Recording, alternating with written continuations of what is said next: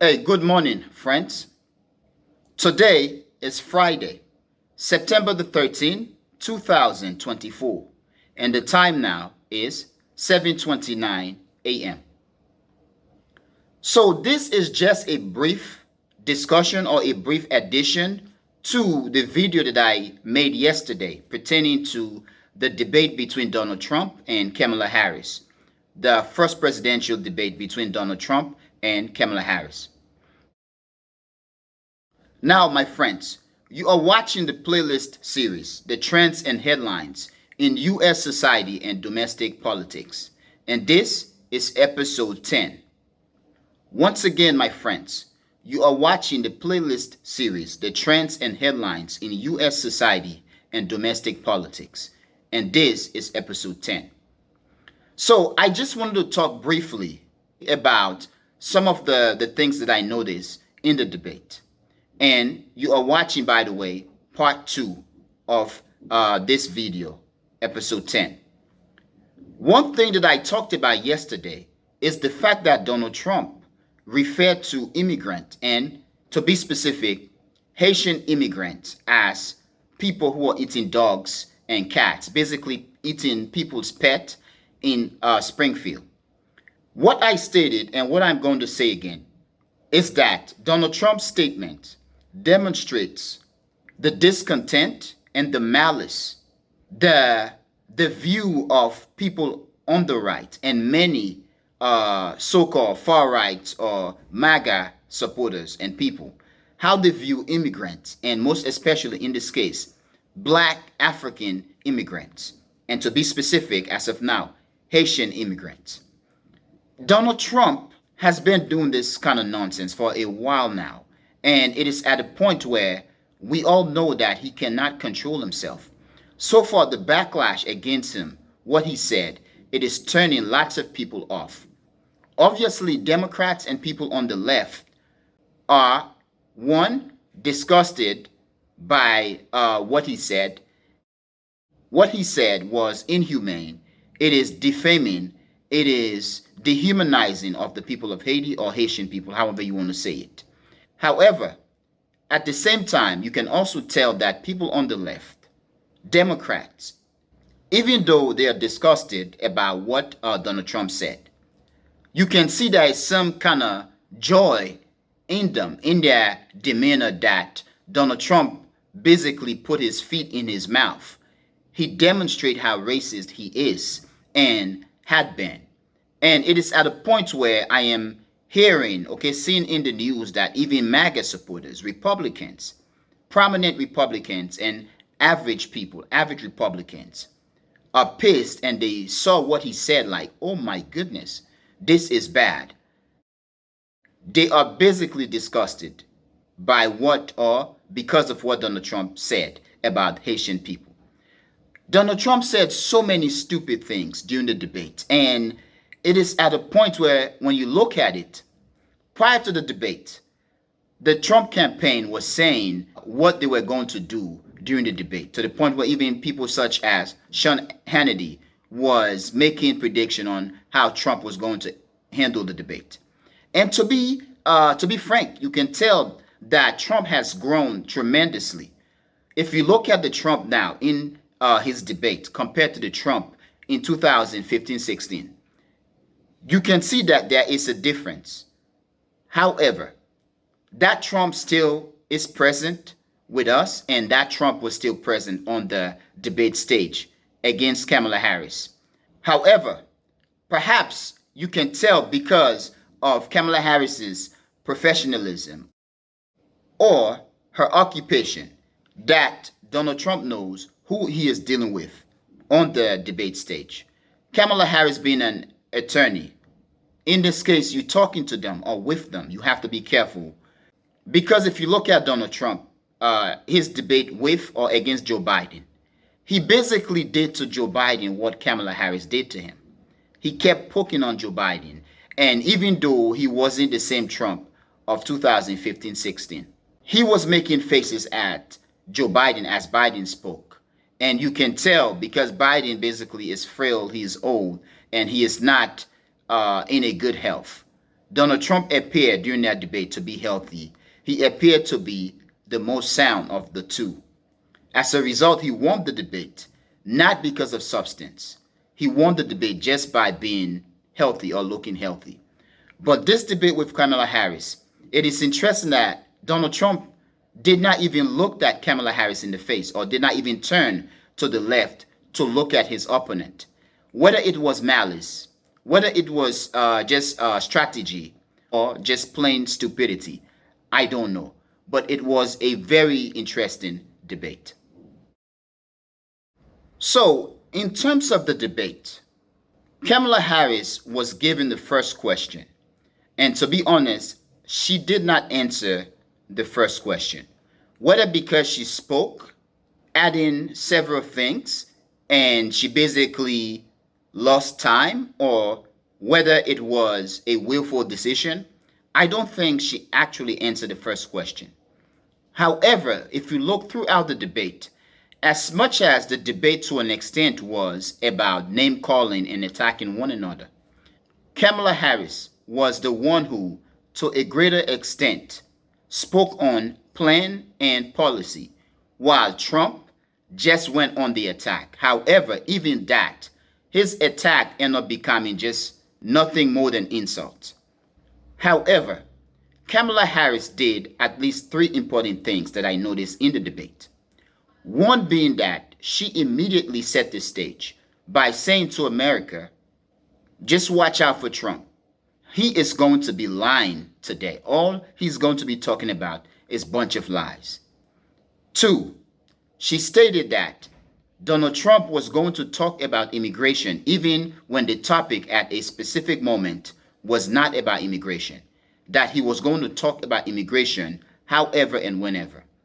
Number three, Kamala Harris was looking in the camera the whole time, and you can see how she tried to play to emotion.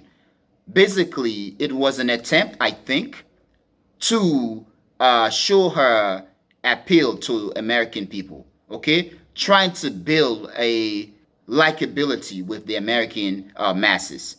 So she basically appeared friendly, she appeared authoritative, she appeared like that kind of teacher that everybody liked in the school, or a teacher that student may not find her to be cool, but they appreciate her being there and they know that she is serious, she is successful, and she is a role model to all the students, especially even the girls who may not find her to be cool or who may not like her because she is very strict to them.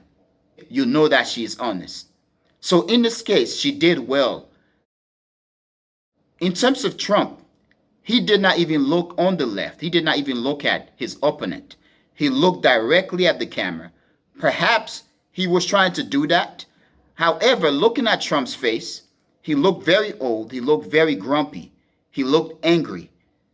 Perhaps his strategy worked with the right and MAGA supporters and Republicans.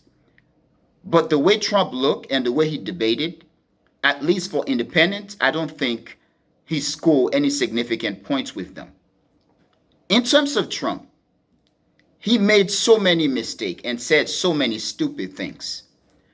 One being the most significant, which everybody is talking about right now. And I'm sure that Americans around the world, outside of the United States, are laughing at Trump and at America. And people around the world and even leaders are laughing at Trump and America. Yes, we are all used to Trump throwing tantrum and accusing Joe Biden and Kamala Harris and everyone of being weak and not being good or competent at their job.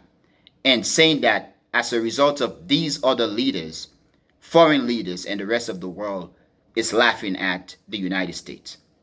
However, I do believe because of the debate, the way Trump carried himself, the way he looked, the way he acted, the way he debated, that people around the world and foreign leaders are laughing at Donald Trump and the United States. I think Donald Trump made the United States a laughingstock to the rest of the world. Of course, the most racist thing that he said was that Haitians are eating cats and dogs, okay, and eating people's pets in Springfield. Now, that was racist. That was racist. And it did not appear as if it's something that just came out of Trump. That is a belief. I think Trump and his MAGA preppers had instilled that into him, okay? He had practiced that line and he said it. If you look at the trend in how he spoke, it is something that he planned. He was looking for the moment. Even, for example, one important and interesting moment of the debate was when Kamala Harris was giggling as he spoke, and Kamala Harris was trying to say, that's not true. He said, excuse me, I'm speaking. I think twice. The last time he said, excuse me, I'm speaking. Then he said, remember, something such as, it is your thing. Because if you reflect the debate in the past election between Donald Trump and Joe Biden, and Kamala Harris being the vice presidential nominee, and also Mike Pence being the vice presidential nominee for Donald Trump. During the debate between Kamala Harris and Mike Pence was interrupting to the point where Kamala Harris spoke and said, Mr. Vice President, I'm speaking. That was what Donald Trump was trying to replicate. He was trying to make that aha, got you moment. And you can tell the way the whole scenario unfolded. He was looking for the right time, the right moment to say those lines or that particular line as a means to create a moment. But then, as I said earlier, Donald Trump had too many stupid moments. One being that he called Kamala Harris a Marxist and stated that Kamala Harris's father taught her well in being a Marxist. This guy is just throwing everything out there, and it is name calling. It is either you're a communist, you're a socialist, you're anti-American, you hate this, you hate that, you hate Christian, and you hate Jesus. So I stated earlier that Donald Trump during the debate appeared to be old and grumpy. He spoke, he debated as someone who is old and grumpy. Now, in terms of Trump's old and grumpiness during the debate, he had many stupid moments. From making statements, racist statements such as Haitians or Haitian immigrants are eating people's pets, people's cats and dogs, and so on, to calling Kamala Harris a Marxist, communist, / whatever, anti-American, because it is all within that context if you read between the lines. To also saying something that I believe was one of the most stupid comment or moment of the debate is when Trump basically accused Kamala Harris and Joe Biden, or the current Democrat government in the White House. He accused them of performing sex change or gender change experiments or medical procedures on illegal immigrants. That was just crazy. Donald Trump's persona and his debate, what he did, is a demonstration to the fact that the United States has fallen very low and very deep into stupidity and incompetency. What he's saying, as much as many American politicians believe in such things, we are accustomed to American politicians, or Western politicians for that matter, making insults in intelligent manner because they know the position that they hold. They know what they should be saying or doing, at least in public. Trump, to an extent, I think we should all appreciate him. Appreciate the fact that he doesn't know what the hell he's doing and what he should be doing. So as a result, he exposes himself and he exposes the United States. Trump is an embodiment of what the United States or the West truly is, or what they truly are. If you look at what is happening in the world today, we are seeing throughout the West the rise of the far right. In France, Marine Le Pen's far right almost defeated the left in the French election. In Germany, the AfD had just basically made history. In the United States, we saw the emergence or the rise of Trump. And we saw Trump basically winning in 2016, winning an election which many predicted that he wasn't going to win. And I think 2016 election in the United States is a lesson that many in the world and many in the United States, especially those who are supposed to be expert, will learn from and should take into consideration whenever they discuss American politics. And I, as a commentator of social and political and business and entrepreneurial ventures, I should take that into consideration as well. I was one of those in 2016 who predicted that Donald Trump was going to lose the election in 2016, and he won. Now, this election, when Joe Biden was running, it was an election that was over. Joe Biden was not going to win because even Democrats and people on the left, given what is happening in the Middle East, in Gaza, and in the West Bank, given Joe Biden's age and health, and the fact that he was dysfunctional, many Democrats were sad and they were turned off. They were not going to vote for him. And Trump's health and the things that he was saying, and when you look at the failure of the West or Western alliance led by the United States in Ukraine, many in the left was turned off and the right was energetic. But when Kamala Harris took the front running position, becoming the front runner of the Democratic Party, the election basically at that moment became unovered. Trump could still win the election, but Kamala Harris is going to give him a run for his bucks, for his money. Kamala Harris on her side has raised, I think, almost $1 billion. So the campaign has enough money to make a run throughout the United States. And I do believe that Democrats should make a run in every state, in even red states as well. Kamala Harris could win this election. However, I believe if she has to win, she must replicate what Barack Obama did in 2008 to at least a minimum degree.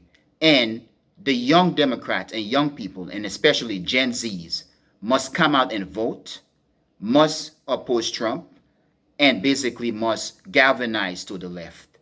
Perhaps it could happen, especially dealing with the fact that people are pissed at Donald Trump and they are afraid of the whole idea of Project 2025. Who knows what could happen? Now, my friends, I am going to end here. I want to hear what you think, so please tell me what you think. But most importantly, I want to thank you for being a member of the Echoing Voice community, and I want to thank you a lot for watching the Echoing Voice. Peace.